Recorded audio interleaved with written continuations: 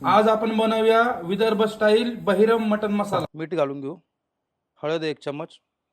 अद्रक लसूण हिरवी मिरचीची पेस्ट केलेली आहे ती घालून घेऊ, 100 ग्रॅम दही घेतलेले ते पण घालून घेऊ आपण, भाजून घेऊ, तेल,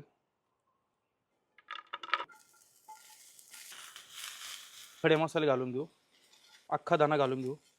जिरे, बाजरी घेतलेली मी 1 चम्मच, डाळ्या घेतलेल्या आहे, हिरवी मिरची चिरलेली व्यवस्थित मिक्स करून घेऊ, घालून घेऊ, मिरचीची पेस्ट केली ती घालून घेऊ, काय घालून घेऊ, डाळीने मस्त तेल पण सोडले बघू शकता तुम्ही,